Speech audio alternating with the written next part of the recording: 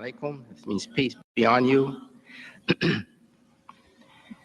We trust God for the results of all of our works. We praise Him,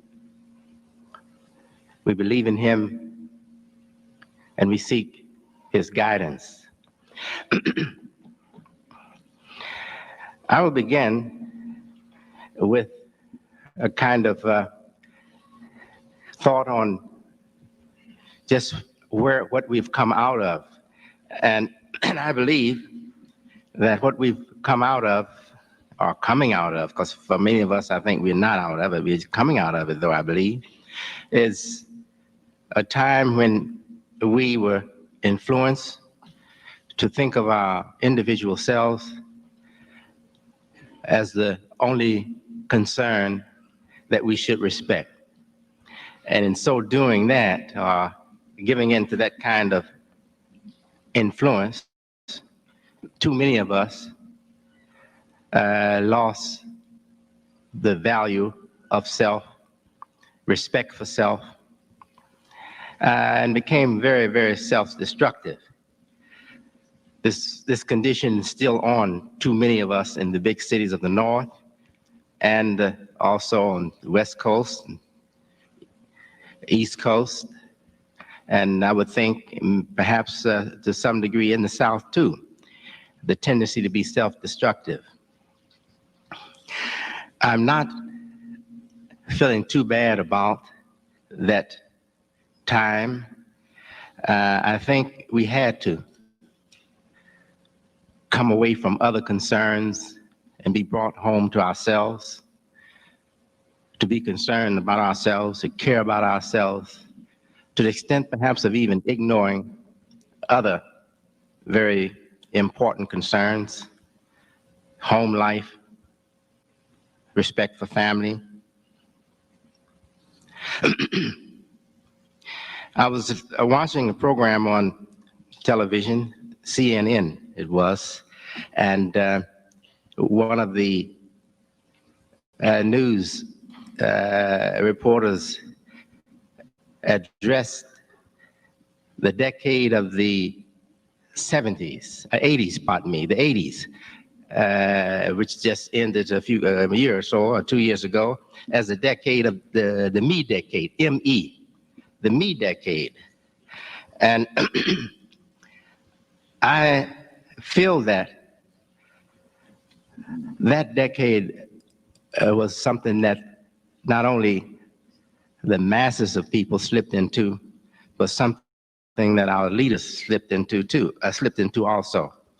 And I repeat that I'm not condemning it. I think it was something that had to happen because we had lost focus. We had lost focus on home life and lost focus on neighborhood pride and national pride. And there was no other way to go, I don't think, but just to be wrapped up in ourselves. The religious establishment been hurt by that. And many other of our fine institutions that care for the condition of human life and the direction of human life been hurt by that. But thank God, there's always some institutions, some religious groups that stay in touch with the basic values, stay in touch with the strength of their religion or the strength of their principles. And because of that, we don't lose the whole society while we are coming through periods of change that bring us to care about nothing but ourselves. Recently, a college student doing a paper asked,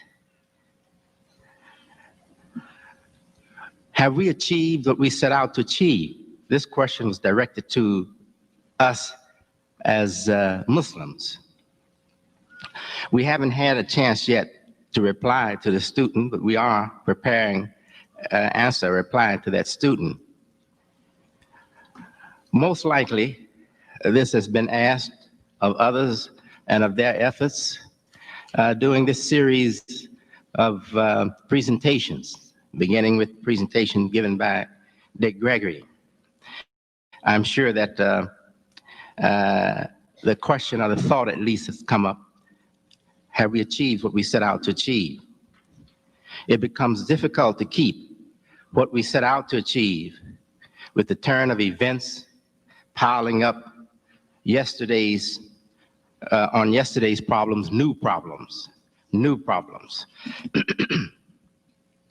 Yesterday, in the agonies of our troubles, we all saw our efforts in the focus of the freedom movement. We didn't belong to the civil rights movement as Muslims. Perhaps we belong more to the nationalist movement, but we all thought of ourselves as belonging to the freedom movement. And the time given for this address, the question, we go from here, will have reference to the freedom movement. Now, of the movement, or the freedom movement, we ask, have we achieved what we set out to achieve? Some set out to achieve freedom in the context of democratic, non-racist law or legal system for society. Freedom from all forms of oppression.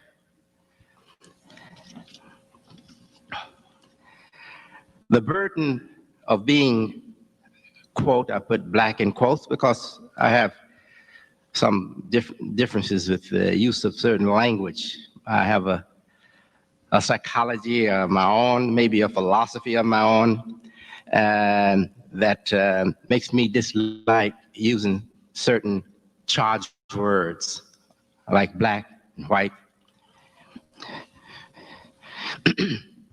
The burden of being black in the South and in the North was more than a crisis for legislature and a crisis for the legal system of the nation and for the instruments of government. It was a crisis for the souls of the people on both sides of the color dividing line.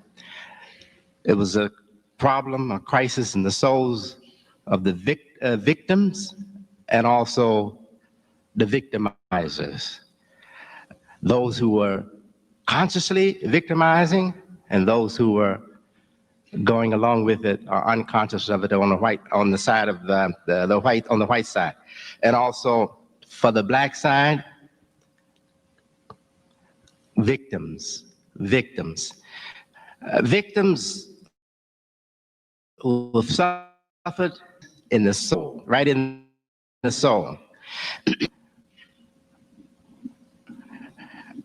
I don't see us being able to correct the wrongs that's being done right now in this day and time in the name of racism or under the cover of racism or race consciousness without us addressing the state of the souls of African Americans and European Americans. Freedom, as we have sought it in that context, of freedom protected by the law, is, in my opinion, finished unless something new develops to make it important again. I don't think we need to look anymore to legislature to advance or to protect our freedoms unless something develops to present a problem, and that will happen. But the attention should be given now to the souls of the people. This might sound to you vague. What can we do about the souls of the people? We can do a lot about the souls of the people. When we start to search our own selves, to search our own thinking, to criticize our own thinking, to look for trouble in our own thinking, to look into our own thinking to see how much our own thinking is influenced by those things, those influences and those ideas that we ourselves are hurt by and reject. Many times we ourselves are affected by the things that we are fighting. And the long period of race troubles in America has brought about a poisoning of the souls of our people, African American people, a poisoning of our souls that shouldn't be there, because most of us, when we are questioned, we will stand firmly and say we don't believe in racism. We don't believe in making a person's color or a person's race a reason for a different treatment. So I'm sure that what is going on in us is something that we are not aware of, or something that we don't have a grip on. And the invitation that I'm making now, that I see as a solution, is an invitation for us to muster the moral courage in the name of success, security and success for the life we've chosen. The life that you've chosen may be different from the life that I've chosen, but whatever life we choose for ourselves, we want to secure it. If we choose it, we must care about it. So whatever life we've chosen for ourselves, we should want to secure it. We should want to progress it. We should want to see healthy change and more progress for ourselves in that life. So I'm inviting us to not to think that we are in good shape internally. I believe that we are not in good shape internally. I'm speaking of the majority of us, and that is why we are having a lot of problems. This invitation is given to both the races. I'm not speaking just to my race. I'm inviting the other race too, to look internally, to look at yourself internally. This problem that I'm pointing to, and one race can't correct it for another. The African American people are not the ones to correct what is wrong in the souls of the European Americans, are the quote, white people. Likewise, the whites are not the ones to correct what is wrong in our souls. That is, I'm not saying that we don't benefit each other. Certainly we benefit each other. I've gotten help from white people, and I'm sure there are white people that I've had conversations with, and I'm sure they've gotten some help from me. We can benefit each other. But the real problem of race consciousness that is negative, and that makes for trouble in our lives, I don't think that should be corrected, or we should seek a correction by bringing our solutions to another race, or they bring their solutions to us. And not only that, but us as individuals, we cannot depend on our movements to correct that for us. We'll get help from our movements. We'll get help from our religions, from our church, or from our mosque, or whatever. We'll get help from our religious teachings. We'll get help from the efforts in the society to address this problem of race consciousness, excessive race consciousness, or negative race consciousness in us. But the best help is going to come from ourselves when we ourselves begin to be suspicious of our own thinking, that perhaps there's something wrong in my thinking. When we start to do that, I think we're going to get some real help. Where do we go from here? I'm going to, in addition to that invitation, I'm going to address some attitudes that I think present real problems for us. And they're not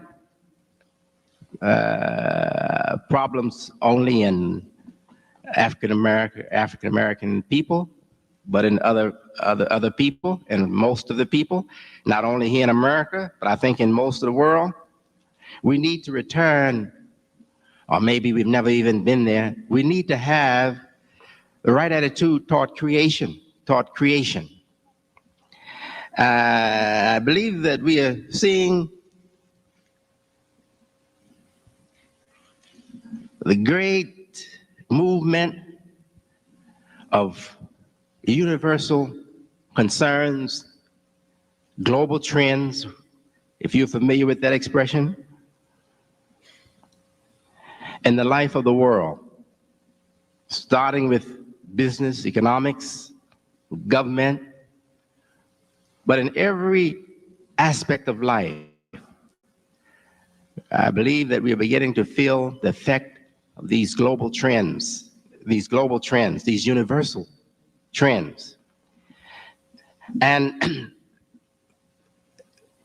it's bringing in a time, these trends, this new global condition that is coming in, is bringing about time that won't permit individuals, groups, whether they're religious or not religious, political, whatever, to survive, not to mention even prosper, but not even to survive without change of attitude, a change of attitude toward creation.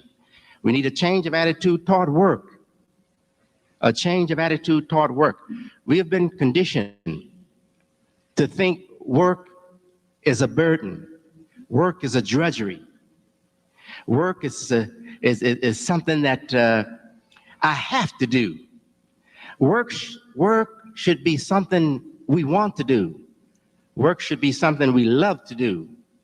I know the problems of unemployment, not enough jobs, but maybe a lot of that problem, the problem of not enough jobs, the problem of not enough employment, the problem of not enough business, maybe that problem itself is due to bad attitude.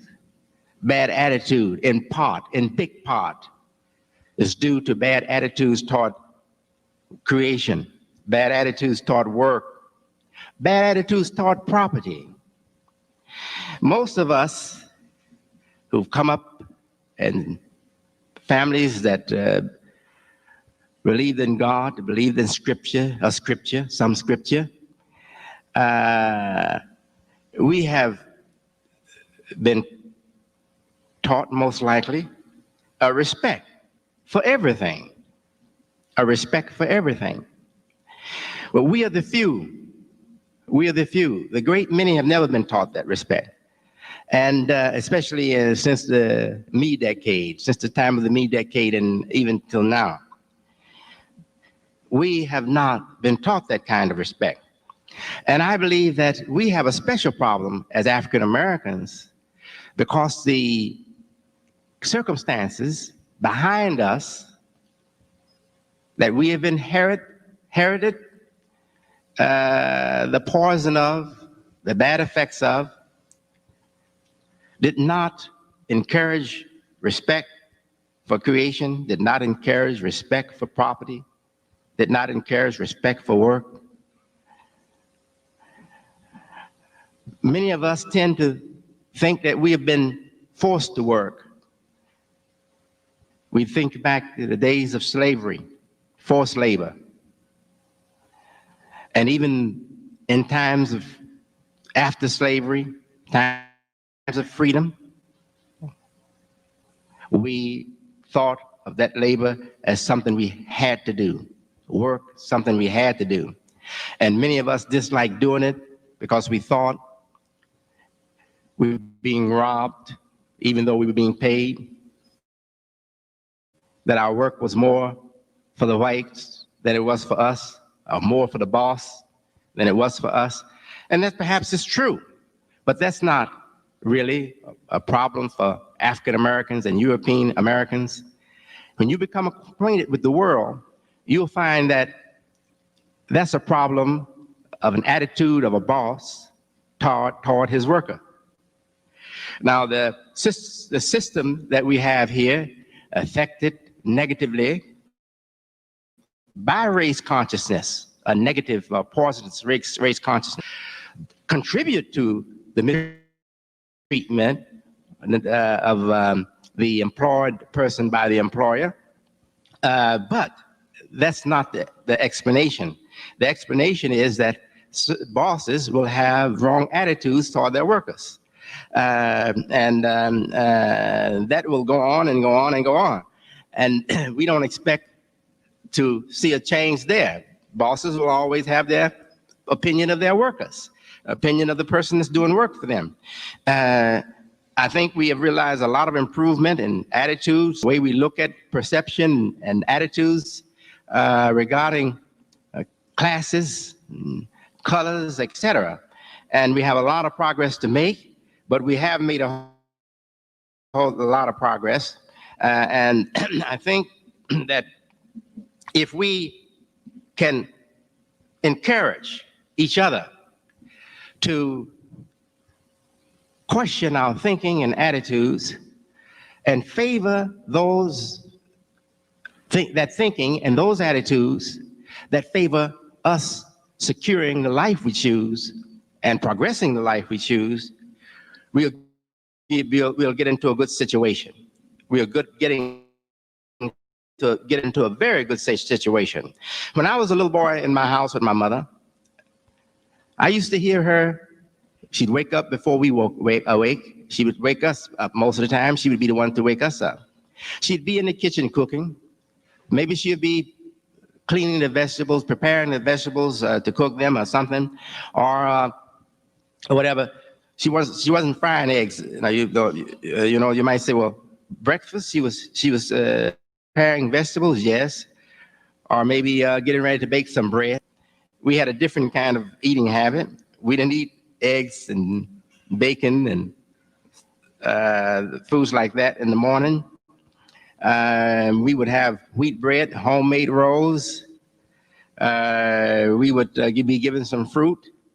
And when she finished that, she started preparing the dinner. She would be cleaning the vegetables, the meats and whatever, preparing the dinner. So she got everything out of the way early. And doing the housework too. She'd be cleaning the house. And while she was working in the kitchen, whatever, or the bedroom, she would be singing most of the time. She'd be singing. So, if you was raised in an environment like that, where your mother sung as she worked, was singing while she was working, and she wasn't moaning. These weren't mournful songs. They were pleasant songs. She'd be singing pleasant songs while she was working. And the attitude that we have toward work means a lot. If we had the right understanding of work, in nature, work is an exercise. Your body needs that exercise. We'll go out and we'll spend hours jogging to exercise and develop the body, to have a fit body. But we won't spend the same length of time. We won't spend hours trying to find a way to be gainfully employed. They tell us there are no jobs and we give up. We need jobs. Our men need jobs. You need to exercise. I did a very surprising thing. I told a large gathering of our people in Chicago, I said, look, we have no jobs, a serious problem. I know it's a serious problem, but until something can be done about it, I answer for you. I said, go out and find some work. And if you can't find any work, someone's windows to wash, someone's walls to wash, furniture to clean, whatever you can do, house to be painted. So if you can't find anything to do, then go to some brother or sister or neighbor or friend that needs the house painted or the windows washed, and ask them, can you do it for them? Do it for nothing. And boy, oh boy, the place got so silent. I said, do it for nothing. I said, they are working. I said, you'll be helping them. They can't get around to washing the windows. They're working. You're doing nothing. You're idle. I said, so you help them. I said, in helping them, you'll be getting some fulfillment. The work need will be in some measure fulfilled. You have helped them. So you come back, you don't have a paycheck, but you have something that your nature needs. You have something that your nature needed. You've been given something. Your nature feels good now. You can come back home. I said, if you keep doing that, God will bless you to do that and get a paycheck. Well, I told them that. I met a brother just about 2 months ago. He reminded me of that talk I gave. He said, I did it. And he told me that he's in business now and he's very successful. He has his own business and he's very successful. So the attitude toward work, the attitude toward property, all has a lot to do with whether we are successful in life or failure in life. Not to mention the attitude toward our children. Now,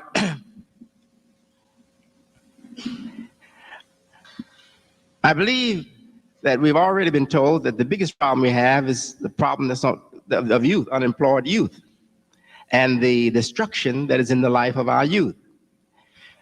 Men, fathers who have children, here is something very simple you can do, and I'm sure you'll feel good doing it. Let your children see you working. If you're employed, that's excellent. That's excellent. That's so wonderful. Let your children see you working. Ask the boss, can you bring your children to work one day so they can see you on your job working? If you're self-employed, it's very easy. You don't have to ask anybody. Take the young men, take your young boys, even take the girls with you sometime. Let them see you working. Let them see what you do. They hear what you do. They hear you go to work. But with the life so crowded and so much nonsense in the life of the atmosphere and in the environment of the home and in the life of our children and our lives too, they don't give much thought to what you do. They just tell you go to work. Let them see you working. Sometimes in the home there, don't let someone else paint your house. If you can afford to, paint your own house so the children will see you and invite them to join you. Let them help you paint the house. Don't call in a carpenter all the time. If you can do it yourself, try to do it yourself. Unless you got the money to afford it, then help him, because he needs a job too. He needs to keep his business. So do call him if you got the money to do that. But if you don't, let your children see you do the work. Let them see you put in a new toilet. Let them see you fix the plumbing. You say, well, I can't do that. Get you some plumbing book instructions and try it. Let them see you try it.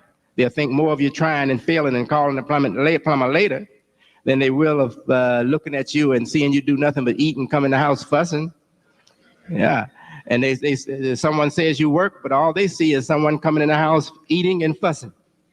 So this is very important that we let our children see us work. And I'm not addressing any new thing that I have imagined. I'm going back to the foundation of civilization. The foundation of civilization. Civilization didn't come up from nowhere. Civilization came up from healthy, productive disciplines that were already in what we call primitive society. So let us go back to the foundation of civilization, the natural, healthy disciplines, and let us have a healthy relationship with our children, with our wives, with our children, with our neighbors. Let us have a natural, healthy relationship with them. And that will mean a lot for changing the bad state of society that we have on us today. I don't give up in the face of the great numbers of unemployed youth that we have. I don't give up. I don't turn to government first. I turn to myself first. I try to see, can I give some employment to my children or my friend? He's in a bad situation, no job. He has children. I go and I talk to my friend and I try to give him some advice. I try to give him some help because much that is missing in our life that we want in our life, it can be had if we will only question the way we think. You're not going to get much help from the entertainment world. You're not going to get much help from your friends in the streets because all the society are burdened by the same problem. The society, the members of the society are burdened by the same problem. Rarely will you get the kind of help you need from a member of the society or even from the institutions that we have. Rarely will you get the kind of help you need to address a need for respect in us for nature, respect in us for creation, respect in us for work, respect in us for property. I'm going to conclude this talk by sharing with you a perception that I think is not limited to Muslims or Muslim religion, but I think that all the great religions have this same perception. It might be confused and hard to discover in the texts of the teachings of these great religions, but it's there. And that is this: God is creator. For the people of faith, God is creator. The creation then is the work of God. Christians, Muslims, Jews, we all know how the prophets have studied the creation and marveled over the wonders of creation. And it has been the one creation that have made them appreciate the unknown, unseen Lord, creator of all that, and get closer to him, or try to get closer to him. We all know about that, Muslims, Jews, Christians, and Muslims.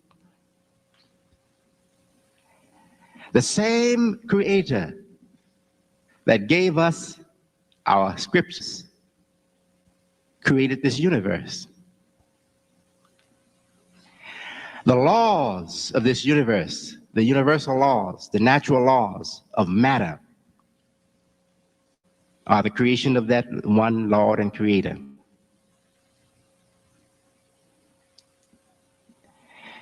Shouldn't that make us respect, if we really believe in the Lord Creator, shouldn't that make us respect the creation? Make us have a healthy appreciation for creation, for the natural environment, for the raw world of nature?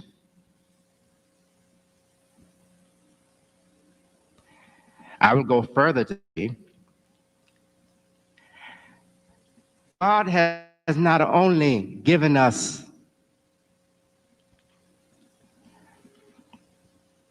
the revelation and the secret wisdom, God has given us science. Science is also the gift of God. Man cannot get true science without a respect for the true nature and workings of God's creation. He cannot get it.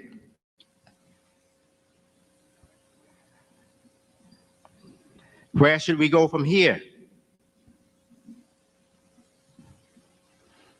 We should go to doing more soul searching, question our thinking in light of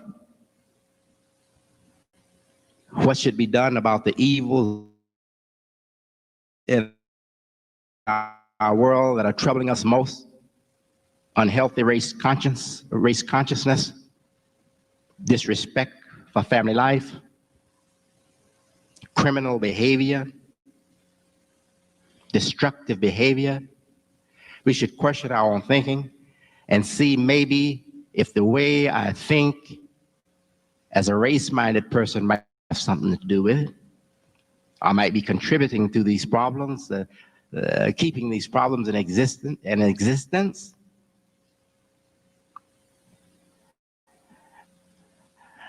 We should see the way I treat creation, the way I treat property may have something to do with it. The way I treat my own self may have something to do with it. You know, health is a very serious thing. These things are all tied together when it comes to problems in the world. Unemployment, ignorance, bad health, disrespect for valuable things. All of those things go together. You are turned down at an employment office, or there's no job in your neighborhood. It may have something to do with one of these serious concerns that we need to respect. May have something to do with it.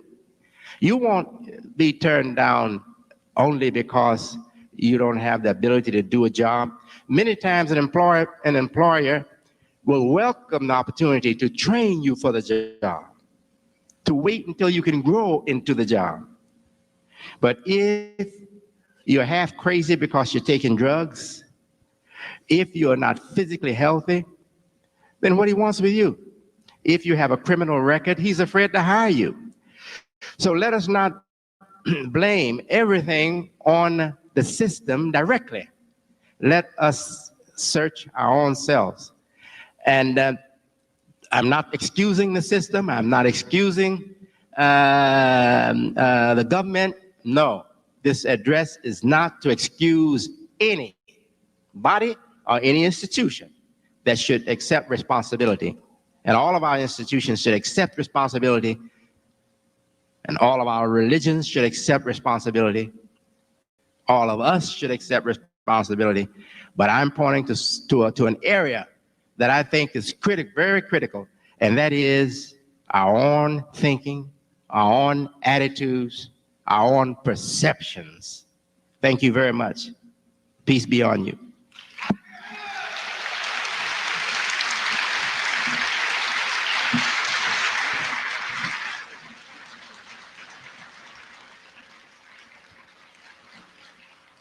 Thank you very much. We will take a short break and bring a panel to talk about where do we go from here and address some of the issues that Imam Muhammad talked about. We'll be back in just one moment.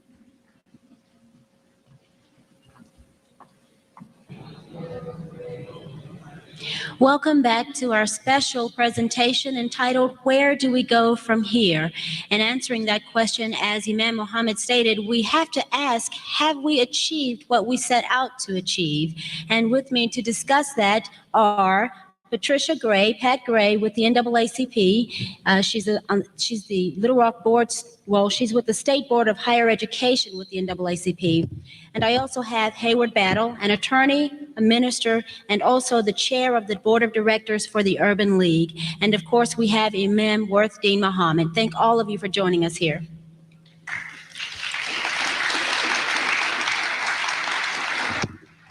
I think we have to address the question, have we achieved what we set out to achieve?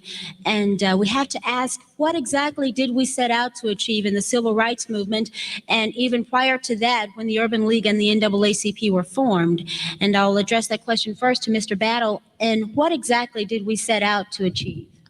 I think Imam Worth Deen Muhammad stated it very succinctly, and that is that yesterday we were devoted to the freedom movement. We sought to be free from oppression. We sought to have the freedom to go to any establishment, eating establishment or otherwise, that we had the money to go to. But I think now, I don't think that we've really obtained all of the goals that we set for ourselves, because what good does it do an individual to have the right to go to an eating establishment, but you don't have the job and the wherewithal to pay for that meal, or to pay for that suit of clothing. So now I think the thing has shifted to more of an economic struggle, and that is one of the reasons that the Urban League has established as its goal parity by the year 2000. When you look at the numbers, any way you slice it, black income versus white income, that gap is widening steadily. The unemployment rate, when you compare it among black males and white males, it's widening. Even the unemployment rate among our teenagers. So we need parity. We need jobs. We need to be paid for an equal day's work. We need to be paid adequately for it. So we need parity in the economic spectrum. We need parity in education. We thought that if we integrated the schools, that would be enough, that our children would obtain a good education. But now that they're desegregated, we find that we're still having gaps in our test scores. So obviously, just sitting next to a white kid is not enough. There are some things that we have to do, but I like what he said about examining ourselves, because we need to look inward to many of the problems that we face today. When you look at how well our children are doing in school, I think that the family, we need to take responsibility for educating our own children. We need to look at even the crime rate in our neighborhoods. Most of, particularly here in the state of Arkansas, blacks comprise approximately 16% of our state's population, but we make up about 50% of our state's prison population. You know, these are some very real concerns, and most of those crimes are black on black crimes. So there are some things that we need to do for ourselves. We need to get a healthy respect for work. As he said, we need to get a healthy respect for property. We need to have a healthy respect for creation. So no, we've not achieved the goals that we've set for ourselves, but I think that the landmark is laid, and we have a direction that we need to go toward. Ms. Gray, being with the NAACP, where do you think we should be headed? And do you think, and your organization think, that we have achieved what we set out to achieve? Well, first of all, the NAACP's mission from the very beginning has been to infuse the minority population, as it is called, but it is not, but to infuse African Americans with a sense of realism about the United States. And in fact, the main goals of the NAACP have been to bring about equality in education, equality in housing, equality in all aspects of the community. The important thing that the NAACP has done over the last 80-some years is to bring civil rights to the forefront by cooperation with other community groups. And I think the NAACP has always been recognized as a coalition builder. In other words, we've never stood out there on the front lines by ourselves. We've always cooperated with other community groups. And to do this, what we have commonly done is to set certain focus areas. The main one at this time, I think, for us is probably in the area of education, because one of the things that we must do with young people is to make sure that they have the self-esteem, not only the education, but the self-esteem to want to progress and to want to do more. So I think that the NAACP's mission from the beginning has been to bring about equality. But at this point, we are more concerned, I think, about education and bringing about that self-esteem, because that's the only way we will feel equal. Being that we can all agree that we have not achieved, Imam Mohammed, why do you think that with the Urban League, with the NAACP, all of the movements that we've had, why do you think we still have not achieved what we set out to do in the beginning? Because we've been taken off track by happenings in the society, events, the turn of events, political turns of events, turns of events in the civil rights movement caused by problems in society, changes of party leadership from in the White House, Democrats, Republicans, changes like that sometimes takes us off track, problems of violence in the streets, black on black crime is was just mentioned. All these the developments that add problems to problems. They take our focus away from the original focus. And the original focus was to be honorable people. The slaves, they had a desire to be free and honorable, free and noble people. We were raised in our homes, most of us, to be honorable, to be honest, to be honorable, to have self-respect, to respect others. But these developments take us off course. They take the focus away from that concern. Well, I think the main reason why that these organizations haven't achieved what they set out to achieve is owing to the tendency on the part of man. It's natural that when something happens excitable in his life, or exciting, then his attention is drawn to that. And if we don't have someone watching, I think all scriptures say you must have a watch, right? Keep the watch on folks, If we don't have watchmen, that's what they are. They are watchmen. These institutions are watchmen for us. But the problem, the nature of society and these big cities, modern cities, is of such that we all have to work together. And the biggest failure has been right at home. Now, I'm not blaming the church or the mosques or synagogues. I don't think the Jews have too much of a problem, maybe because their numbers are not too obvious. But for Christians and Muslims, I know we do have a problem. Our home life is not what we want it to be. I don't think we can blame our religion for that. We have to blame something else for it. We blame the order of society for it. When children are encouraged to listen to TV, to watch TV, and spend time this show, and the shows are made so attractive to them, and the children are encouraged to have fun, just have fun, listen to music and have fun. And those influences are too strong for the parents. They're too strong for any one of us or any combination of us. Those influences are just too strong. So I think we have to look at many reasons for it. One reason is that I think the main reason is that some events just take place, the turn of events, and it's too much for us, they overwhelm us, and attention is taken away from purpose. Another problem is that we don't have responsible people in these big industries. They let music destroy the life of people. It shouldn't happen. Then we have to fight for generations almost to clean up the music industry, But this is all life. This is natural. I'd rather live in the wilderness than to live in prison somewhere else. Let's take a look at some of the things that may be keeping us from achieving. Not to lay blame anywhere, but to look at the circumstances that we're in so that we can best figure out how we're going to come about solving our problems. On our first session, we talked about racism. Is it still alive? NAACP. I think it's very much alive. I think we see it every day. All we have to do is turn on the television, read the newspaper.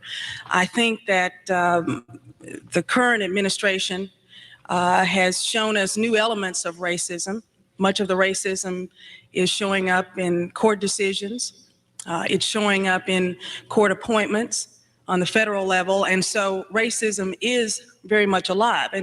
And while we often look to politics as the only place that we might be able to distinguish racism, we see it every day in Little Rock. I mean, in Arkansas, we see it across the state. We see it in many cases in the way, say, that money missing at UA Fayetteville is treated versus money missing at UAPB. So racism is everywhere. Oh, I'm inclined to agree. Absolutely. It's very much alive and well, and seemingly will be during our lifetime, particularly within the past 8 to 10, 12 years of the Reagan administration. We've seen a recurrence of a resurgence of racism. You've seen the Ku Klux Klan come out and be more visible. And even here in the state of Arkansas, they're building a national headquarters for that particular organization. It's almost fashionable now. There was a time when, particularly in the 60s and the 70s, it was not. But people are comfortable with their racism today, and I think from that aspect, we're regressing rather than banishing it from our society. We're seeing a resurgence of it, even on our college campuses, and those are supposed to be places of enlightenment. So certainly it gives pause for great concern on our part. Having done the first show and taking a look at racism, I had some concerns that racism goes both ways. That there are African American racists. Interviewing David Duke in Walnut Ridge, he said that he's the founder of the NAAWP, the National Association for the Advancement of White People, and it's no different from the NAACP. So if he is racist, so is that organization. So can we see? Are there black racists, Imam Muhammad? Yes. I have experienced life in my home as a child, and though I give great credit to the intentions and sincerity of Elijah Muhammad, the late leader, my father, who passed in 1975, February of 1975. I have to be truthful with you. The kinds of teaching that I was given as a child in my home was very much like the kinds of teachings that we know that is given to children who were children of the Ku Klux Klan members, very similar. In fact, maybe in some respects, it might have been even more dangerous. The reason why we don't feel the effects of that kind of racism, black racism that was in our teachings, and it was made sacred and holy. And I believe for many of these Klan people, their racism is made sacred and holy, by their religion, their interpretation of their religion. And I know that there is black racism, and the influence of Honorable Elijah Muhammad's teaching on race has gone far and wide, even into parts of Africa right now. And there was big trouble in Trinidad because of a person who had been influenced by that kind of thinking. Again, I don't want us to think that the Honorable Elijah Muhammad's teachings has had more negative effect than positive effect. His teachings have had much more positive effect on the life of African black people, African American people, and the other people of the African family in other parts of the world. His teaching has much more positive effect than negative effect, but we have to admit that there is a serious racism, a racist teaching, and that makes racists of people that have weaknesses for it. Now, if you don't have a weakness for it, you come out like I did. I came out pretty good. But if you got a minute to give me, another minute to give me, I think there's something that we observe, and I'm sure many of us observe. I'm sure Mr. Hayward Battle, and I'm sure Pat Gray too have observed this, that whites, sometimes they like for you to think that their treatment is racist treatment. And they're nothing but just a low-life scoundrel booger. But they would like to hide their ugliness under something they think is more acceptable, racism. Mm-hmm.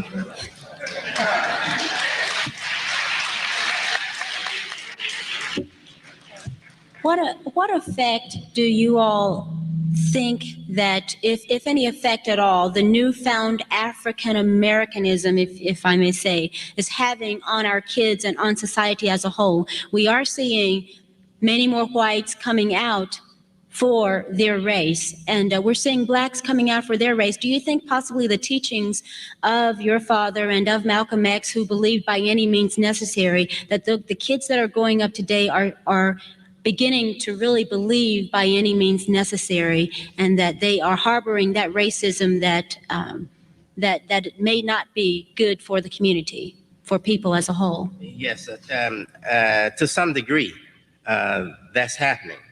But most of the youngsters that I see that are influenced by Malcolm's raw, very bitter, cutting words, I don't think they are just influenced by that language alone. I find that most of them are also influenced by the positive and sobering kinds of things that Dr. King said, that I'm saying, and many of others, Mr. Battle is saying. So they're not just one track minded. I don't think most of these youngsters, and I'm meeting them, and most of these youngsters that are following, influenced by Malcolm's I would say very militant and sharp, cutting language. They're thinking. I think they're thinking more than the kids that are just listening to the music and carrying the boxes upside their ears. I do believe that. There is a danger. What I'm saying, there is a danger, but I think that it's not a danger that we have to worry that much about. I think maybe a lot of good future leaders are going to come out of this new development that we see in the youth. A lot of them coming from the streets, and they're accepting a more disciplined life. They're trying to be dignified. I think we ought to have patience with that. Watch it, but we have patience with it, and maybe a lot of good may come out of it. You speak about in your book strategic withdrawal, and what we see is we have African Americans wanting schools for African American boys, and we have African Americans wanting to separate to have their own, to find their own identity. Talk to us for a moment about the strategic withdrawal that you speak about, and what's the difference in that and segregation, or us pulling back from the community to do what we need to do. Yes, in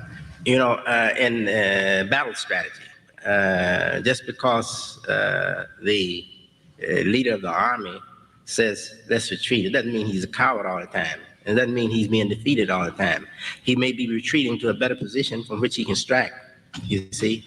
And I think that we ought to look at some of the positions that we've had so long and how we've been treating problems so long. And maybe a good battle strategy may suggest to us, or indicate to us, that we need to retreat from that kind of posture, retreat from that position, retreat from that focus on the problem, and find one from which we can get better results. That's the idea there. Mm-hmm. Out of all the problems that we're having as African Americans, I think the main thing that keeps coming up and what the real problem is economics. Is that the real problem, Mr. Battle? Well, that's certainly one of the problems, but another that Eman just struck home on, and that is this idea of respect for ourselves, respect for our families, respect for our communities. It doesn't do one very much good to have monies if he doesn't respect himself, doesn't respect his heritage. A man with money will simply go out and sell his heritage to obtain more if money is going to be his sole motivation. But we have to get back to a healthy respect of oneself, our values, our heritage, our family, our property, a respect for creation. And then when we get those kinds of foundations in place, then certainly we can give attention to the economic strata. But if a man doesn't have that healthy respect, if he has money, he'll just spend more money on the wrong kinds of things, more money on drugs, more money on alcohol, more money abusing himself. So we need to get some basics in place, and then we can come to terms with the economic problems that stand before us. Talking about basics, an awareness of self-respect, what is it going to take for us to get that individually? Is it religion? Anybody? I think that's a start. People fail to realize that the civil rights movement, in a very real sense, was a spiritual movement. It was good against evil. It is no coincidence that the leaders of that movement happened to be spiritual men. They sought to fight hatred with a spiritual force of love. And so in a very real sense, many of the evils that we're facing today is spiritual warfare, and we're going to have to fight it with spiritual weapons. Yeah. That's the way you win spiritual wars, with spiritual weapons. I think that the churches and the mosques, I think that they play a very key role in addressing many of the problems that we face as a people. Imam, if you were here to talk religion. If you were here to give a message of religion to people, what would you say? Take the best of your religion, just like you should take the intelligence dictate we should take the best of anything. Take the best of your religion. Each man in his religion should take the best of his religion. What we're going to do now is take questions from the audience. If you have any questions, please come to the microphone, come to the side of the stage, and Martha will let you come up to the microphone. Any questions that you may have for any of our guests, you're welcome to come up and ask those questions at this time. We're talking set out to achieve, and if you have questions, you may ask them now. Mrs. Majid. And to the panel members. I think it may need to be switched up. Yeah, turn on your mic. There you go. Okay. Thank you.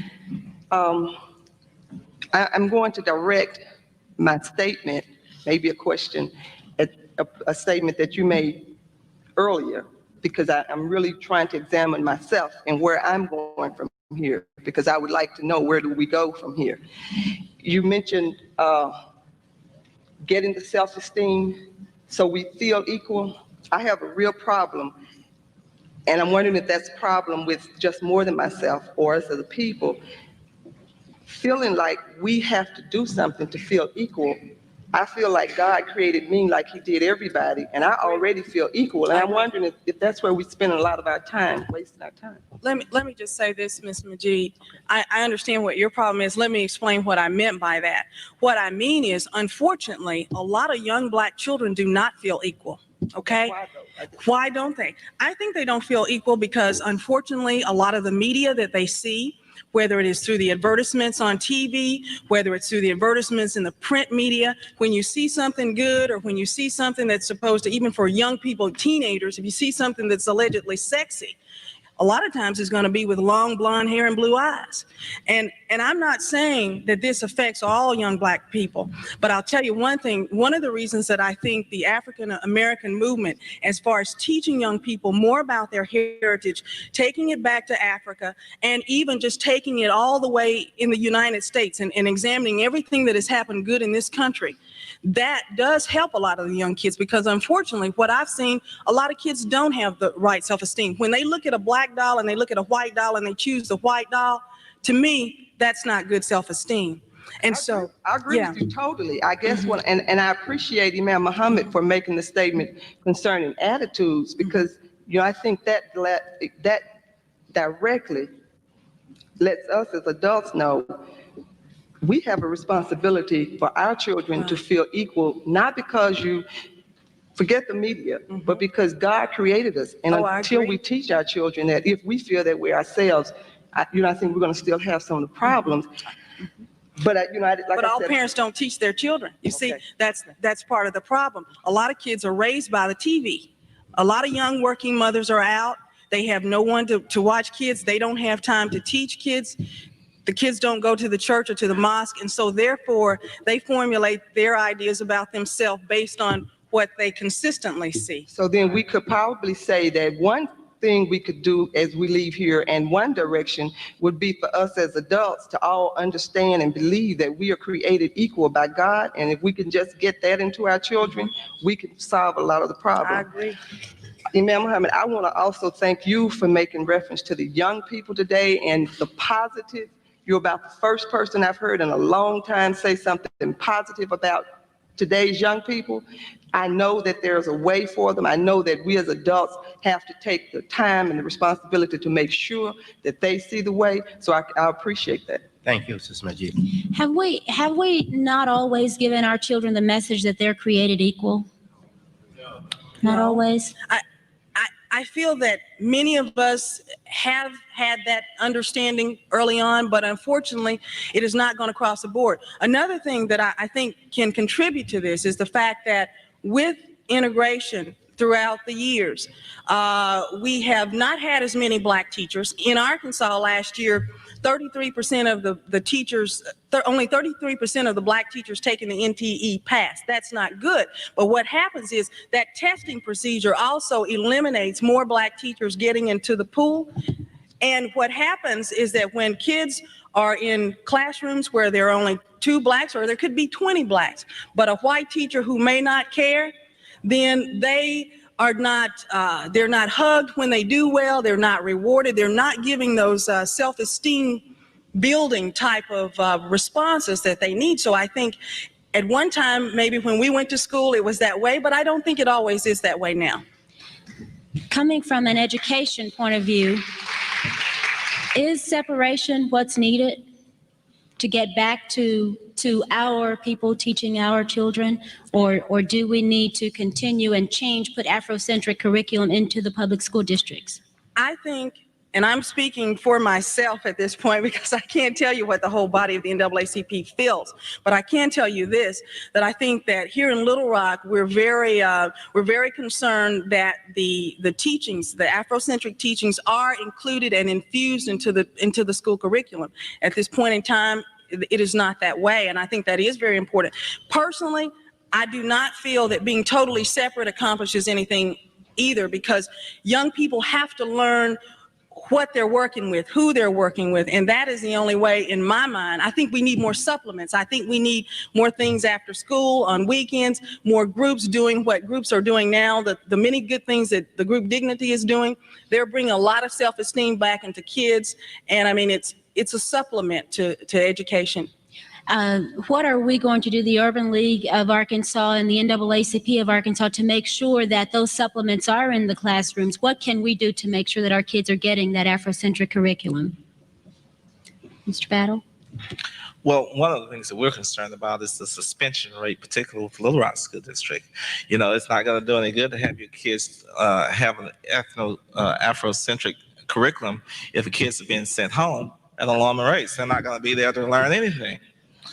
And we're concerned about that because just, you know, the school district may be 67% black, but when you look at the suspension rates, I'm talking about sending them home, they're out of schools, there is to the tune of 95%, and that's far too high. And we're going to have to address that. I'm concerned about having them available in class to have access to the education that's being provided. I think that we are going to have to become better involved in our school systems, not only from the PTA standpoint, but going down there to the Little Rock School Board and demanding that these curriculums be expanded. Because if you don't take an interest, you'll get what they want to give you, and that will too often will not suffice. Okay, you have a question. Imam Muhammad, Attorney Battles, Ms. Gray, moderator. I greet you all with the greetings of peace. Assalamu alaikum. I'd like to address this question to Imam Muhammad in specific, but in general to all of you. And Imam Muhammad brought up a very interesting and true point when he was talking about examining our own thinking and then reprogramming that.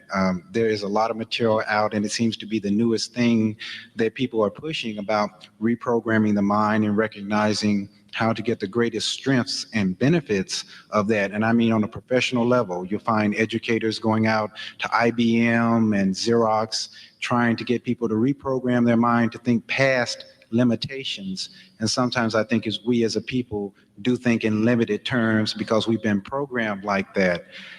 Is it possible for Imam Muhammad and this board to give us some guiding principles and concepts? And I know as Muslims, we have, you know, the Quran and the, 5 pillars of faith. We have Imam, we have Salat, Zakat, Saum, and Hajj, which are belief in God, prayer, charity, fasting, and pilgrimage. And I know all religions have these guiding principles, but I'd like to hear from the panel what principles we could use to help reprogram not only our minds, but the coming generation so that we could be stronger to meet this challenge that is presented to us today.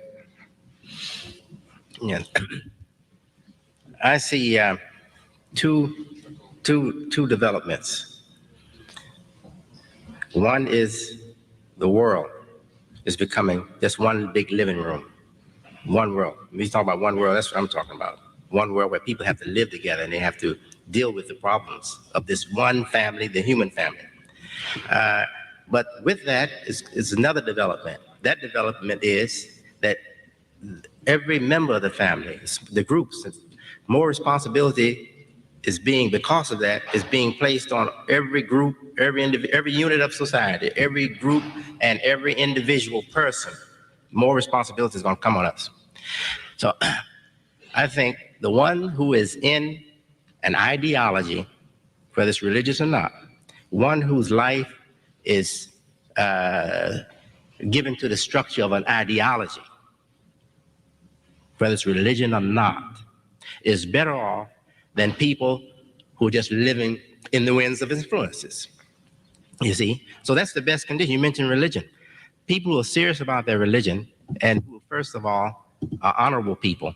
If you're not honest and honorable, you can be in religion and you'll be a worse enemy to society than the person who's not in religion. And the next thing I want to say is that private life is precious. Private life is precious. And private life begins with the most private thing. That's man and wife. But then the next circle of privacy is your family, right? That privacy extends to your neighbors, next door neighbor, your race. I think we should have a bit of respect for privacy. And I hope I didn't say too much. Would you like to address that, Mr. Battle? I think he's right on point. Absolutely. Particularly from the standpoint of the family. You know, that's one of the things that we as a race, that's where our problems start, with a breakdown of the families. You know, how can you expect him to respect authority figures when he's cussing his mama out? It starts at home, and we need to have a greater respect for the family, for mom and dad, and being honorable. When we came along, we said, yes, sir, no, ma'am, and we're respectful to any elder, not just your parents, to any elder. And it seems to me that we could learn a lot from that, getting back to the basics of respecting each other as individuals and as men and women of faith. And I would like to see that in our lifetime. And I think if we can get back to those kinds of basics, so many of the other problems that we have will become minuscule if we can overcome those kinds of problems. So if I understand correctly, the collective wisdom of the panel is that we should start reprogramming to respect family life. Absolutely. And privacy. And privacy. Thank you very much. I want to add one thing, and it's an African proverb that says it takes a whole village to raise a child. And when you consider that, then your family life becomes an example, and everything you do kind of works toward the raising of young people. Thank you very much. If I may, Deborah. Yes. I think I don't think the seriousness of my concern for privacy is reaching Okay, elaborate. you, reaching you. I'll give you an example. I don't think it's racist to prefer that I raise my children up around members of my own race or in a neighborhood that's predominantly made up of the members of my own race. I don't think that's racist. I don't think it's racist to prefer that my young child goes into a classroom that's predominantly of my own race. Again, I don't think it's racist to hold my daughter back when she's invited to speak to a white stranger. And tell a little caution, daughter. I don't think that's racist. Thank you very much. Well, would you, I guess I have to question that for just a moment. Would you think it's racist if a white held his daughter back from speaking to a black? I would tend to think so because that's the way he's been behaving. Well, when we behave in the same way, are we not then racist? No. We have to be established for that kind of thinking first. I have to come to a better understanding of that one. You have a question? Yes, my name is Darlene Wally, and I'm from GIST House, which is a treatment, recovery, rehabilitation, behavior modification program. And my question is, what is being done in the communities to give back children's self-esteem to them from the peer pressure that they're experiencing from all the drug dealers and drug pushers, because young teenagers, they want what they see another have. So that makes their low self-esteem there because of the dysfunctional homes. What is being done in the communities? That's my question. Okay. I think that there are several things being done. A lot of it is being done through churches. A lot of it is being done through different business concerns as far as programs that businesses have out in the community to help young people and try to focus young people in a direction that gives them more focus on maybe what their quality of life can be. I think also there are a lot of people who are doing things in other groups outside of businesses and churches. I know Mrs. Majid, who was up here earlier, I know that she has programs. I know Southwestern Bell, AP&L, a lot of the major companies have programs in town. But I know that most churches have youth groups, and I think that is one of the places that it begins. Thank you. Thank you very much. When we take a look at all of the things that are going wrong and why we have not achieved, I think we have to look at what we're going to do to achieve. And yes, we need to look within ourselves, but how do we actually get to that point? It's hard to think. Everybody has to find the answer within themselves, but how does one get to that point? My son, recently, about, I guess, a month ago, we haven't been able to communicate. We hadn't been able to communicate with this son, Sadi, favorite son, for years, since he was about maybe 12 years old. He's 19 now. And I decided to spend more time with him. So I'm spending time with him and taking abuses, and not calling the police. So one day he came to me and he confronted me and he started in on me. And I've had the patience of listening. And he said, "Daddy, wait a minute." He said, "Don't answer that." He said, "I'm only rebelling." Now, I don't know if that's the answer for everybody, but sometimes we just have to be willing to make great sacrifices. We beat these children up. We beat them up by not giving them the right guidance. We've beaten them up by not coming to their rescue when they needed us. We've been beating them up. So sometimes if we have patience with them and show them we love them and let them beat them up, let them go on, get some of the frustration out on us and just suffer with them, and love them and let them know you're there. But be strong morally, be strong, but stay there and be willing to take some abuse. And maybe many of these children will do the same thing Sadi did. Will see their own troubles. So it's not always by telling somebody you need to question your own thinking. Sometimes we just need to give them a situation. They need a situation for change. And you have a question. Assalamu alaikum. Wa alaikum assalam. To Imam Muhammad, to the board, I'd like to address the question to Imam Muhammad. My name is Brother Kareem. I have been experiencing a lot of activity with the community, with dignity, and down this penitentiary as imam down to Rice Unit. And I have seen a lot of times where when we approach a lot of people that have been a lack of faith. And I remember a time when you have mentioned once that a problem with a lot of families and in the community and in the system was the lack of faith. Do you think that problem has been a major addition to our development of lack of understanding as parents and the lack of understanding as adults? Yes, sir. Yes, definitely so. You can still be conscious of yourself as a person of faith, but that doesn't mean that you're really a person of faith. We can be conscious of ourselves as Muslim or whatever, but that doesn't mean necessarily that we are really a person of faith. To be a person of faith, you have to really believe in God. You have to really believe in something. And I think there has been just bold, outright attacks upon every sacred thing that people believe in, made by this culture that we see as a straying and error-making culture, some of the American culture, the cultural life of the American people has allowed this, that every sacred thing be disrespected publicly before our little children and everybody. And that has damaged, I think, faith in us.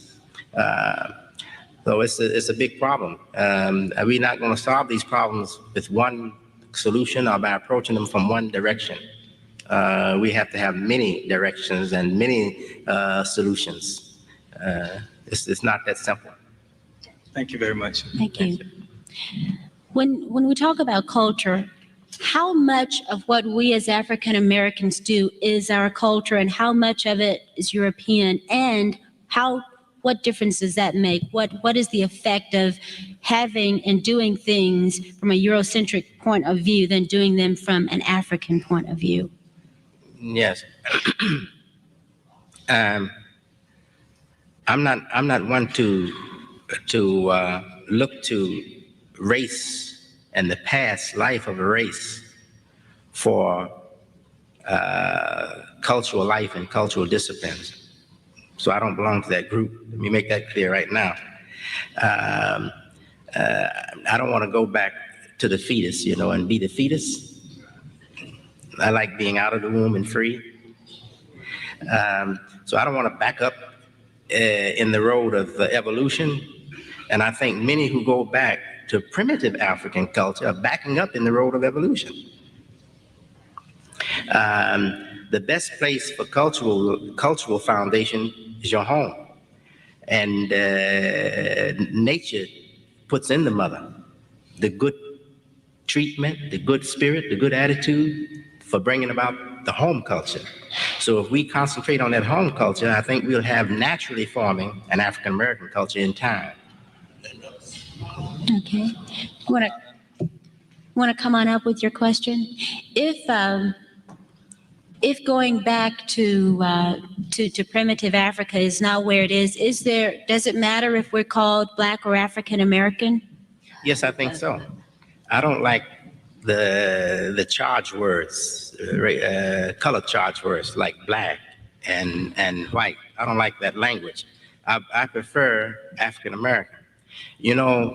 I believe that on the whole, you can find more people of the European family in America without the problem of color consciousness than you can find among us. And I'll tell you why I believe that. Because really, when they see each other, identify with each other, they don't identify with each other. It's only when they see us that they are white. They're Irish, or they're Italian, or they're something else. They're Jew. But only when they see us, they're white.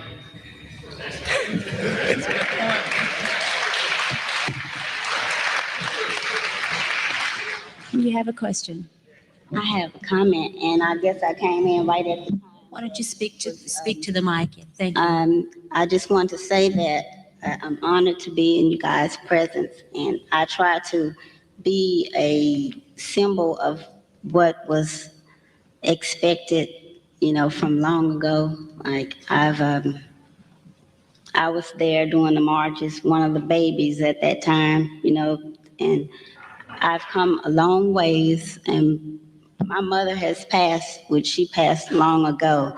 And so I've, made my life, I've tried to be strong and to be what you guys wanted, all these years. And right now, I've been working a long time, but, recently going into the work field, I feel that the work field takes me as a threat.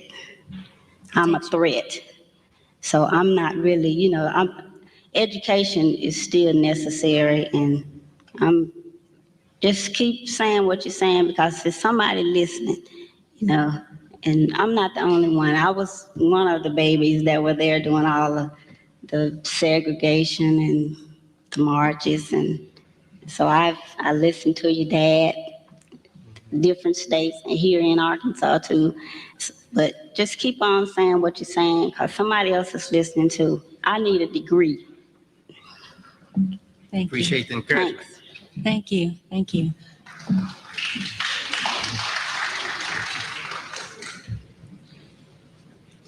And you have a question.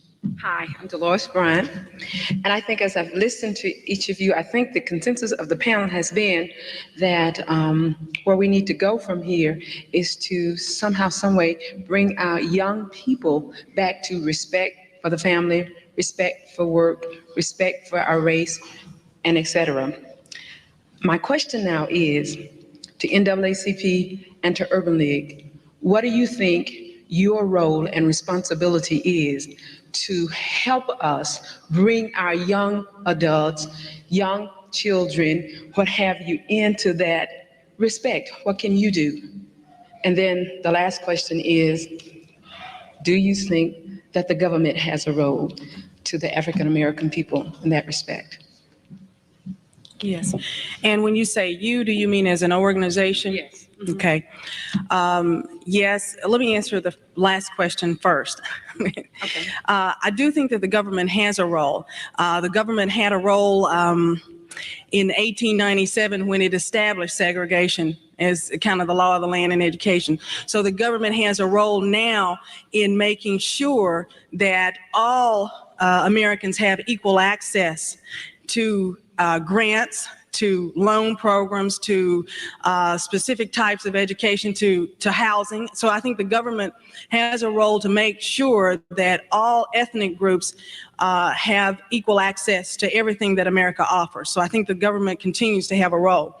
What can the organizations do? Number one, I will say on behalf of the NAACP, I think the organizations, as do many of the community organizations, we need more people in those organizations, dues paying members, so that we can support the programs that the organizations carry on. When people ask the NAACP to come out and help them because they feel that they've been mistreated on the job, mistreated in buying a house, mistreated in the school, that is one of the ways that the NAACP can rise to the occasion and help. By showing young people and their parents that we're there for them, but also we need the support of those very people asking. I agree with that. But and in addition to that, some of the things that we've done, any number of our board members go out to schools and talk to classes. I know that during the school year, that's a regular part of my agenda. I leave my law practice and I go and I talk to young people, give them a hope and give them a vision of what their lives can be in this day and this time, in spite of the obstacles, because they still need to hear that it's possible to rise above one's circumstances and they still can be all that God intended that they be. They need to hear that message. It never grows old. That was one of the things that I was told even as a very young child from my grandmother. We chopped cotton and picked cotton, but I was always told that I could be whatever I wanted to be. And I was told that enough until it sunk in, and I believe that. I believe that in spite of my circumstances, I could be whatever I want to be. We go to the schools with that message. More than that, we're still concerned about the education initiatives. We're going to be looking at the suspension rate I alluded to earlier in the Little Rock School District in particularly. And one of the things that really concerns me is that we need to let our children know that we care about them.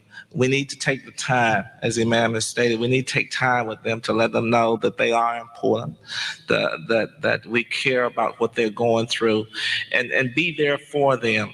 That's one of the reasons that this deal in Panky, when they went out and destroyed that school, that I became so heatedly and so fervent about that, because that was our children. You know, anybody can put up a basketball and tell our children to go play ball, but we need to be concerned more about what's on the inside as opposed to those outward skills. We need to be concerned about their development emotionally and psychically. We need to be concerned about the whole of our children. And I think that that's really the message that we carry.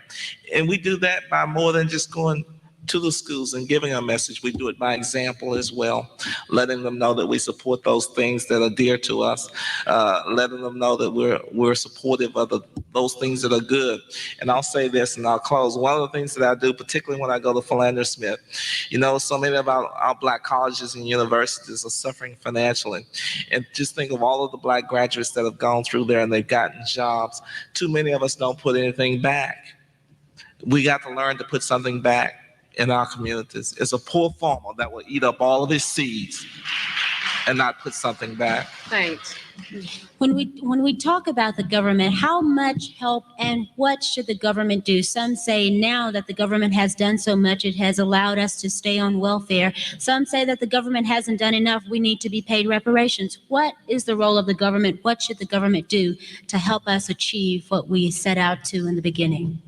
I think, first of all, self-help is preeminent. I think that there are a lot of things that we must do for ourselves. I mean, the government does not come in and tell us to let our kids watch 40 hours of TV a week. Okay. So there's some things, and it all goes back to, I hate to keep repeating, but it all goes back to what Mr. Muhammad said, and that is making sure that family life is in place and making sure that kids are being taught outside of just watching TV. But there are other things that I think is very important that the government do, and I think those areas are when it comes to making sure that minorities do get equal access, African Americans, all people that are considered to be minorities in the United States by their terms have equal access to contracts, have equal access to loans, equal access to housing. I think it goes back to ensuring that we are given what everyone else has. Imam Mohammed, is there Yes. a certain role of Yes, the government? the government definitely should have a role. But the problem that I see, and I think when I say I see, I'm just looking, I'm seeing myself with many others that seeing the same thing, is that we have gotten into the groove of just turning to the government for all answers, and she just said we have to be self-supporting too. The problem is turning to government for everything, thinking that government has to solve all of our problems. It can't solve all our problems. Government is limited. We have this democracy limits what government can do for us. President John Kennedy, remember he said, don't ask what and he got in big, didn't he? He said, don't ask what the government can do for you, but ask what you can do for your government. I mean, I use the term government. Yeah. Now, I think the government should have a big role in our lives. That's just there to be filled, is waiting to be filled. When you have the city of Chicago sanitation department spending the great amount of money that they spend to take garbage out of the poor neighborhoods, if we can't handle, the government ought to come in and make a law that your garbage better reflect your income. We wouldn't have any garbage, would we? Not much. Your question. My name is Calvin Crine, and I have an open question for the panel. I'd like for the panel to address the indigenous of our social order, which is the Afro-American people, which is directly the hindrance to our autonomy, which would solve a lot of the problem. I understand the couplability of the words using here about what is equal, what isn't equal, but what we have to do is address our own indigenous, which will lead to these other things. The second part of the question is, are we failing to realize that our indigenous depends directly on Afro-Americans staying in their community to address this problem? Who'd like to start with that question? First part.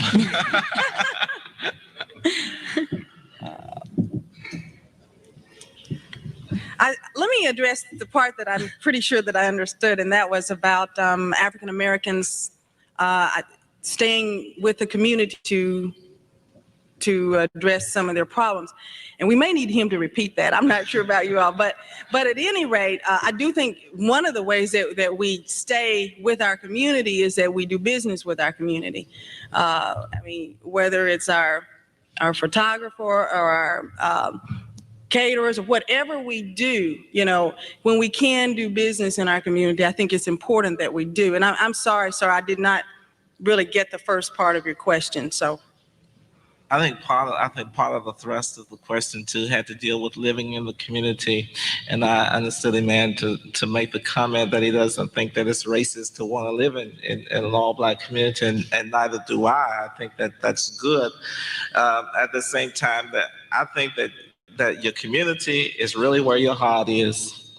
You know, there are some people that live in our community, but they're not making any contributions to it. In fact, if they're out selling drugs, they're littering, and they're destroying our communities, and they'd be better off out of the community. Your community is where your heart is. And I guess I take that position because I happen to live in a predominantly white neighborhood, but my heart is still here, and that's why I have a commitment and I spend the time to put something back, as I alluded to earlier. I think that's so important. Doesn't matter where you live, matters where your heart is and where your concern is. And if you're willing to put them to put something back into the community that you come from. Hi, my name is Karen. I'm from the Just House, the Behavior Modification Program. Okay, we already know that the African American society is God conscious in general. And once we start taking that step to give it back to the younger kids, to show them the love, but they're not getting it from home because their parents are lost, what steps will y'all take to help that child? That's an excellent question, and that's why I get back to going back to the schools. You know, so many of our churches, we could teach the love of God and teach our children that they are created equal in the image of God. We could teach them that if they came to our churches, but so many of these children are not in our churches because many of their parents are not in our churches. So what we have to do is go where they are and carry that message. And that's why I think it's important. They're in schools because the law requires that they be here. And that's why it's important that we take that message to the school where we can find them. And there are other organizations, like one of my board members has Teen Talk, where he gets young people to come in and talk about their problems. And there are other organizations and efforts of that kind. And we have to do that because we're about to lose an entire generation. We have to reach back and bring them out of the oblivion that so many of them face. But we're gonna have to make that special effort. Yeah, I think the government too the government needs to search its own thinking too. How has it been handling problems? Is there a better way to handle problems? I didn't always have a father in my house, you know. I had a strong mother in my house. And there was always a male member that I could turn to, like I turned to a father, an uncle, a grandfather, or somebody. The government, since it pays the woman, the single household, a housekeeper, whether it's a woman or man, even a man can get some money now if he has children. So why not help the woman by looking in the family first to see if there's a male in the family without a job, but he's a healthy male, will be good to be in that household to help the woman look out for the children, an uncle, a grandfather, a brother, and the government pay that person to be in the house with the children, to be the father image in that house with the children. You know, I think habits of the establishment coming from the slave days and plantation days are still disguised in the government attitude toward family life and their way of solving our problems. When they give checks to my wife and I can't find a job, that's a real problem. They should look for a male in the family to give the check to.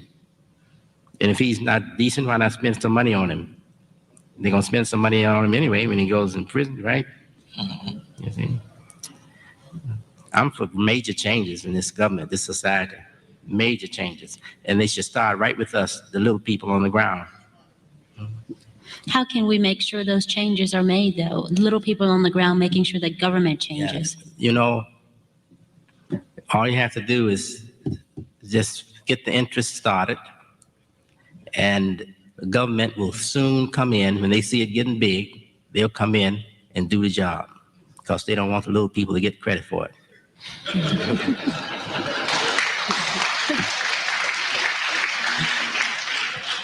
You have a question. Yes, I had, you have been talking about the government, and when we talk about the United States, and it's supposed to be a government of the people, for the people, and by the people, and I look at the political process. What can we do as a people to get more out of the government if it's going to be for us? We know that we do not have any representation within the government, and especially the judiciary system. We go to the courts, only thing you can find in the courts are Caucasians. They're on all the panels, and we can't get any justice out of the judiciary system. The political process, we can't get any justice out of that as far as job is concerned, as far as allocation of money to different communities and so forth. And a lot of people now, they don't even participate in the process as far as voting. In the voting process, we don't, it's to get on a jury, you got to be a registered voter. We don't even have our Afro-Americans registered to vote, and they don't participate. A lot of our churches tell us that the only thing we have to do is pray and wait on God. He'll come and change things for us. And they talk about pie in the sky when we die, and they don't think about we got to have some ham on the ground while we're around now. We got to have something to eat while we're here. So we need to do something ourselves while we're here now, and especially for our younger people. We cannot continue to hand them from year and from generation to generation welfare checks, food stamps, and things like that. They're a promise that they might get something if they keep on living. We need to try to, give them something, and especially the drug problem we have in our community. The drug problem is a problem that I think has been put into our community. We don't have any means of transporting drugs to this country. We don't have no land to grow drugs on. But all the individuals, all our young people is down in jail because of drug-related crimes. And I know Caucasian or European Americans, they bring these drugs out to the community, give it to our kids. They do this in a day and come back at night and arrest them for dealing in drugs. And they're the one, the police department and things like that, the undercover narcotic agent and things like that. They're the one, I think it's a form of genocide that they're using to destroy our families. If you ain't got men within your family, then you're not going to have a family. You keep locking all the men up, killing them all, then you're not going to have the reproduction process stop there. So what can we do to get some equal justice in the court, get some equal justice in the political process, then, so that we might be able to help our own people?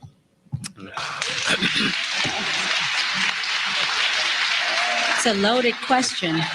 First of all, I think we can vote. Yes. And for those of us who aren't registered, we can get registered to vote. But I think voting is one of the first steps. It is certainly not the only step, because once you vote and once you elect people, then you have to ensure, or certainly attempt to ensure, that they keep the promises that they made when they were running. And to do that, oftentimes it takes the extra step of writing letters, calling, or blocking in other ways. But voting and electing black legislators and black governors, black everything that you can, I think that's first step. I agree with what the brother said. It's almost as though he took a page out of my last campaign, because that was what I said, that if ours is to truly be a representative democracy, then our democracy must represent all of our people.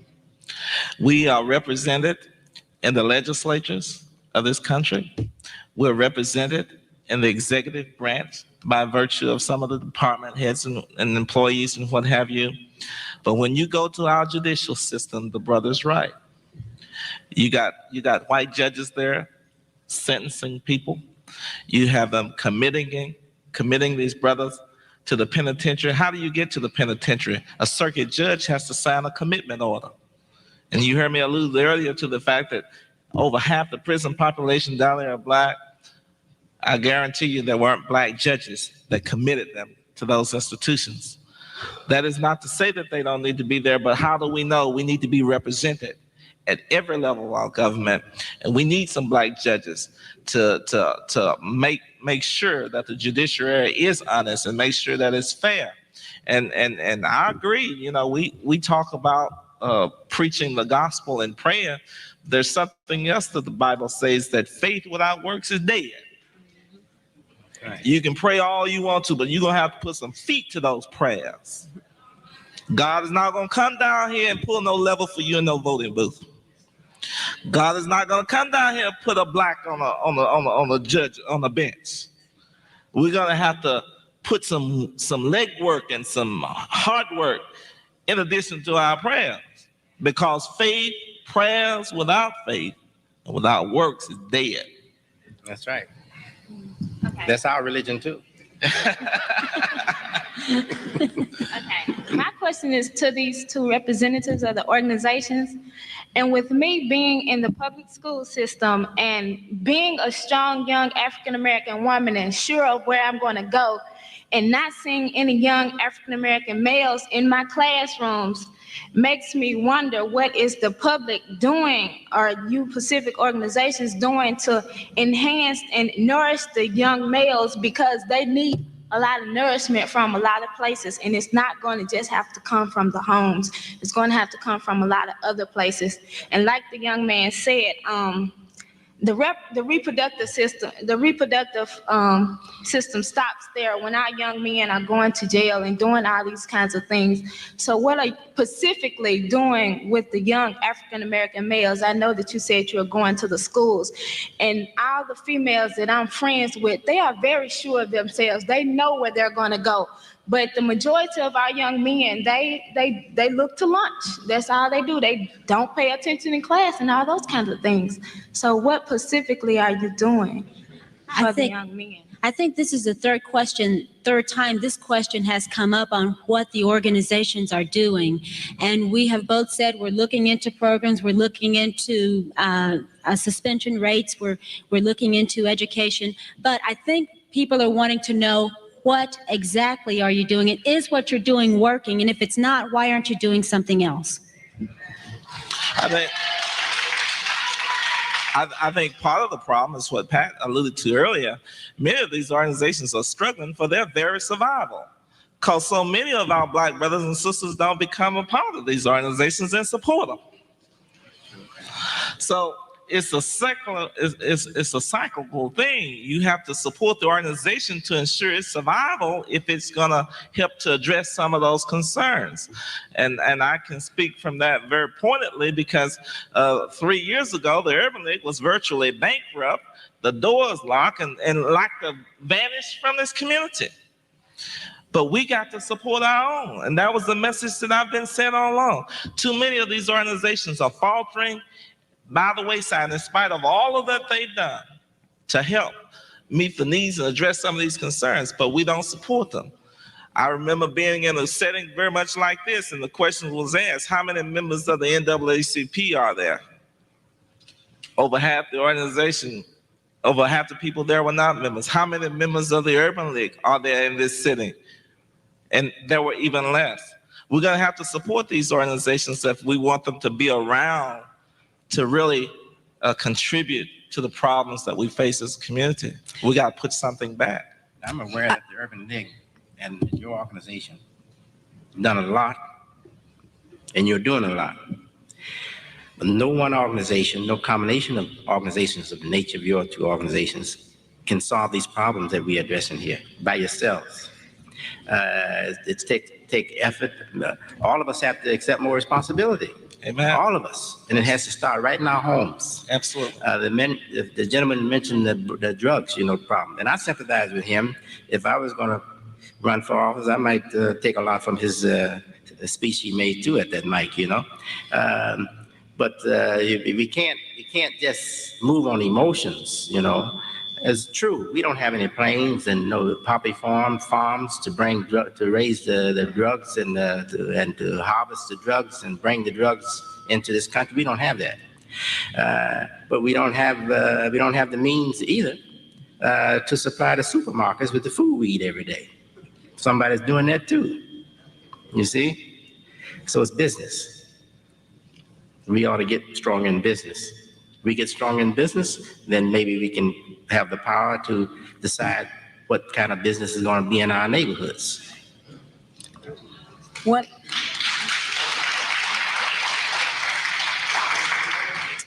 I can name at least two things right now that come to my mind that the NAACP in Little Rock has been doing. One took place in the first quarter of this year that I think was very good, and that was held at Philander Smith College. It was a youth extravaganza. It was a talent show. It was an opportunity for African-American youth in the community to express themselves in various ways through poetry, through song, through dance. These are the types of things that build self-esteem. Because when the schools were not integrated, many times the schools always had opportunities for young Black people to recite poetry by African-American writers, to know their history and to demonstrate that to others, because self-esteem a lot of times is something that grows by doing something over and over, and you gain confidence in that way. Another thing that I know firsthand that our president is working very hard on, and then the whole group, and that is we have an education committee that is now working to assist Black teachers who feel discriminated against in keeping their quality of life within their school system. In other words, not just having to go to work and feel battered by the Caucasian PTA groups who want to find every little nitpicky thing wrong, such as, well, she doesn't dress the way I want her to dress. So there are things that we're doing. A lot of things don't get a lot of publicity, but I can assure you that the NAACP is working on behalf of this community. But as I said again, we could always use more help. That's true, and something that we did along those lines recently, the Urban League sponsored a group from the Delta, brought them to Little Rock and took them on an excursion of the Arkansas River and the zoo, because we were rewarding them for academic excellence. So many of the times our young people are not rewarded for performing well in schools, and they will reward it. They have rewards. Some of the young people are hired as tutors to teach others. The better students are hired as tutors to teach the ones that are not doing quite as well. And we want to give them some tangible rewards for their academic pursuits. And we were very fortunate and very pleased to have sponsored them and to try and help and to encourage them. Those are the kinds of things that we're doing. But again, it takes funds to do that. Going back to, there were two references to genocide and drugs being in the African American community. Do you all feel that if there is such a thing called genocide, that it is a conscious effort of a certain group of people to do away with another group of people? Is that a conscious thing that's going on, or is it just by chance that the African American community has the drugs and that we're killing each other? I wouldn't suspect that the effect of drugs, the impact of drugs on our community, is the result of some conscious act or conspiracy. I would say no. But I believe that there are conscious efforts to destroy us by certain people, even maybe by certain groups, but they are not big enough to have that kind of effect, no. The problem is that we are not together ourselves, inwardly and even as a people.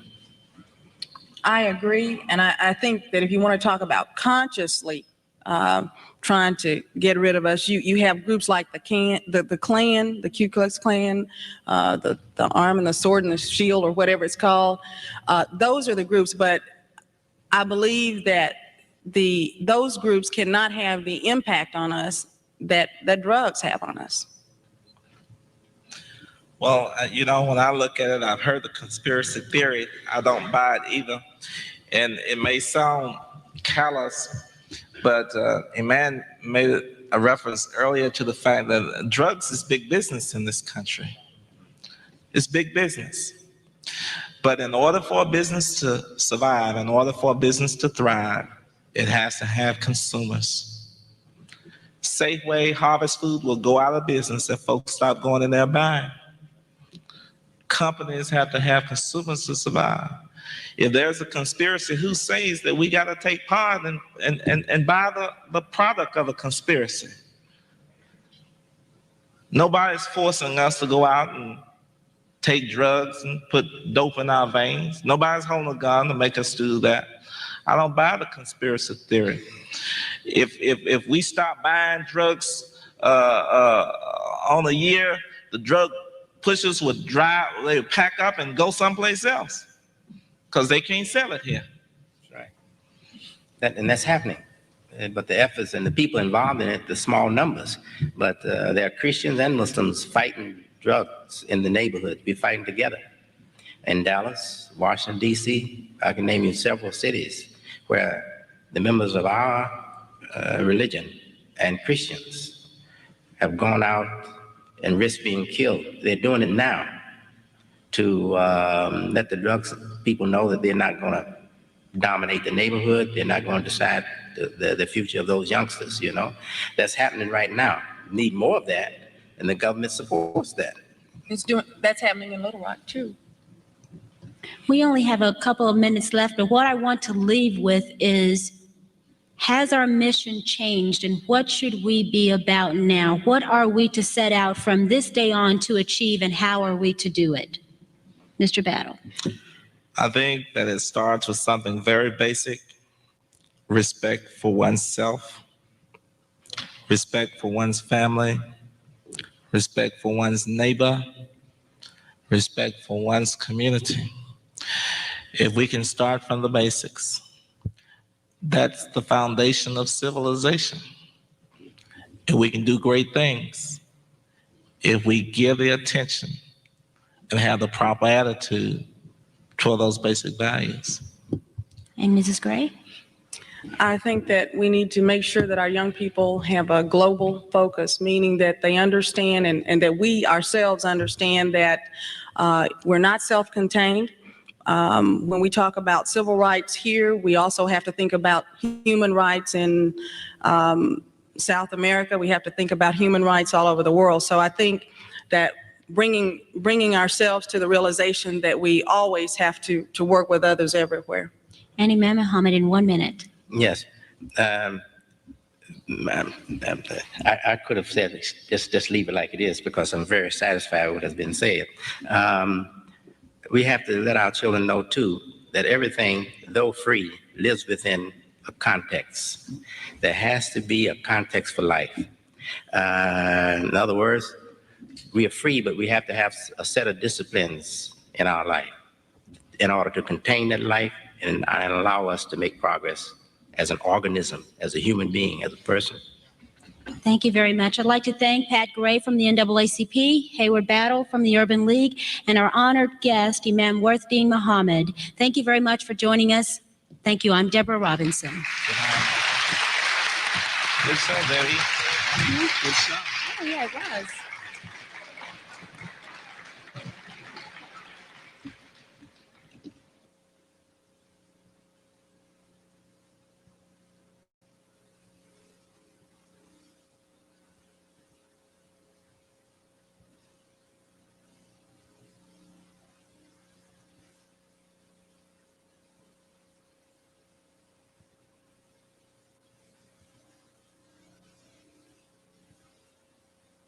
On our door.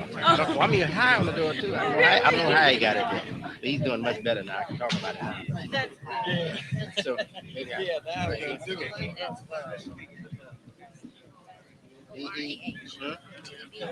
Yeah.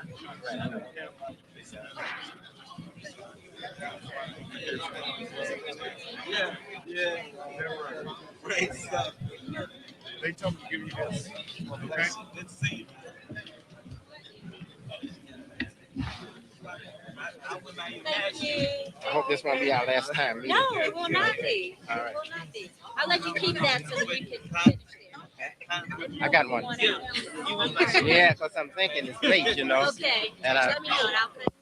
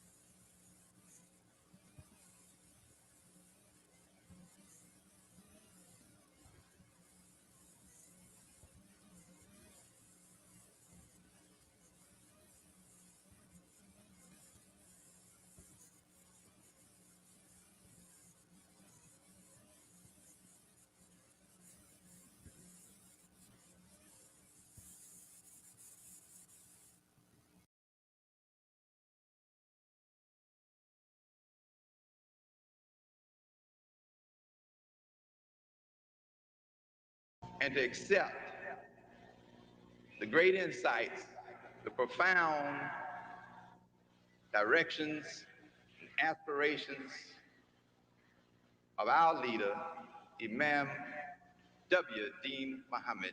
Takbir! Takbir! Takbir! Praise be to Allah. Thank you.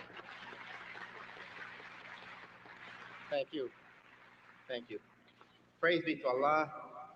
We say Alhamdulillah in the Quranic Arabic, who is Lord of all the worlds.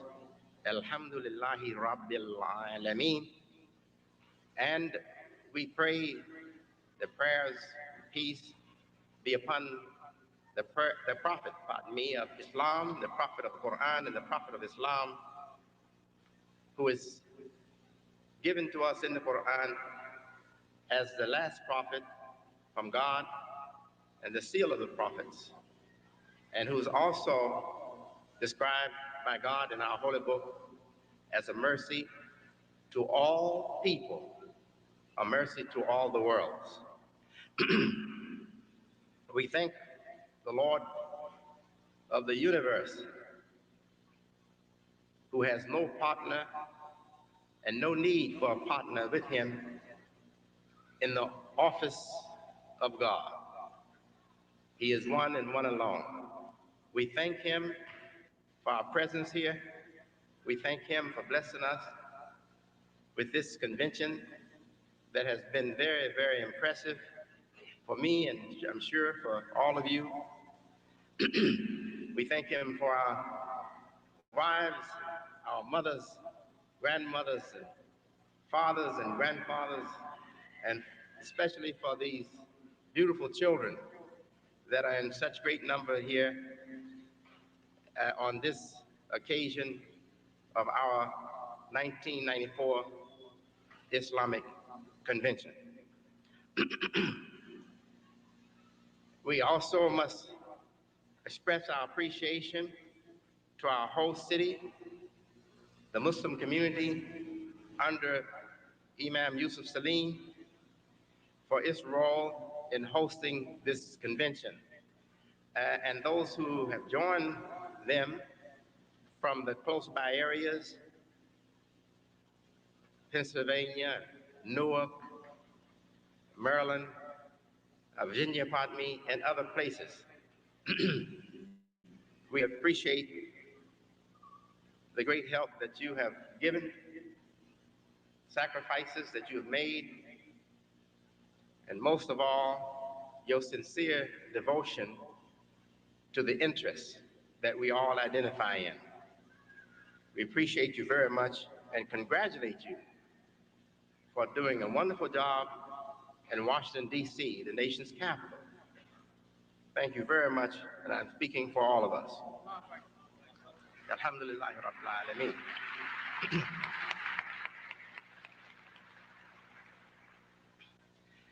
We have a subject from building a nation to building a community. Now, that subject may strike your ear as a kind of letdown for you. Say, well, a nation is bigger than a community. Well, let me tell you, I know no nation on this earth that is bigger than the international community of Muslims. There's not a nation on this earth bigger in the numbers of people or bigger in significance than the international community of Muslims we call the Ummah of al-Islam.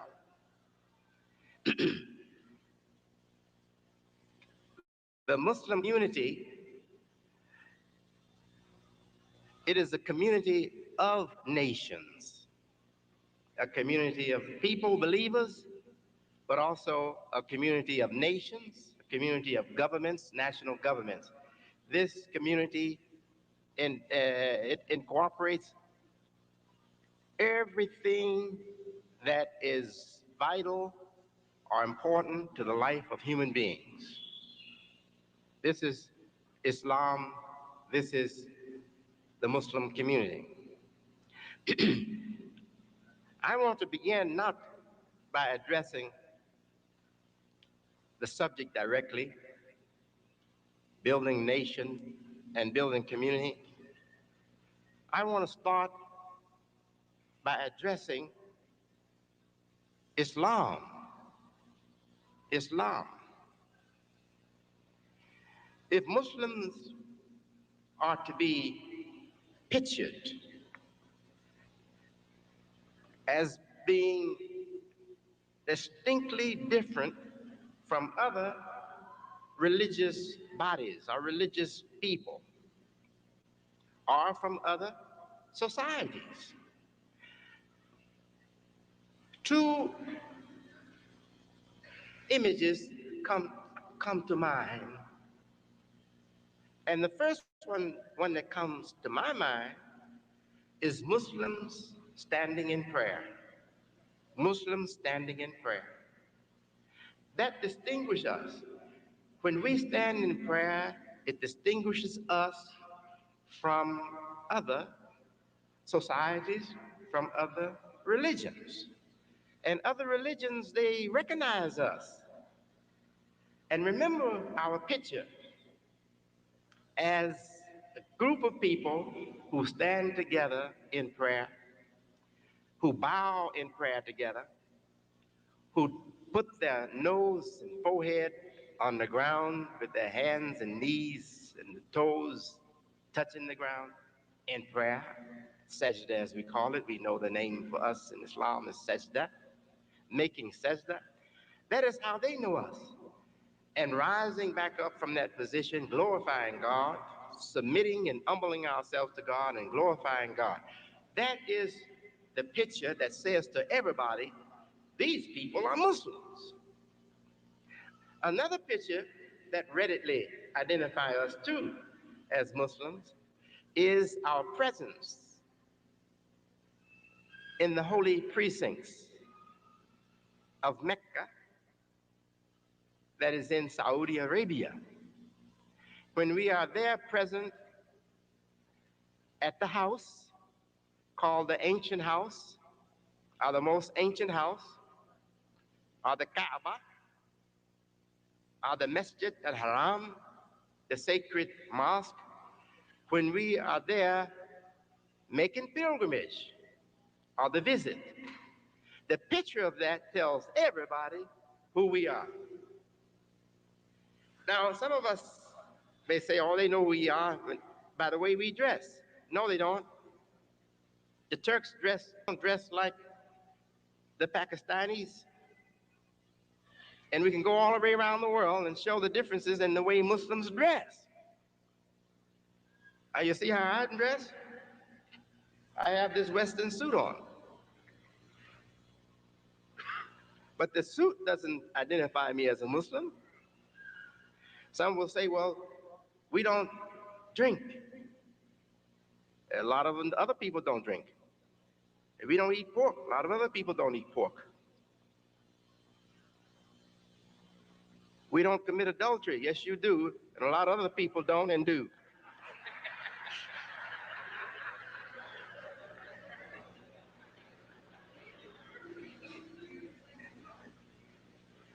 So prayer is most important for us. Our prophet said, prayers and peace be on him. He said, never did a community fall before it gave up prayer. So that's a sure way to fall as a community. You give up praying to God, you give up praying to God, you fall. Now, what is the most important concern or meaning for prayer? Allah lets us know in his book, in the Quran, the book of all Muslims, God says, and establish prayer for my remembrance. Aqimis salat li dhikri. and established prayer for my remembrance. So I can now say what the prophet said and rephrase it, or say it in other words, some more words, different words. Never does a community fall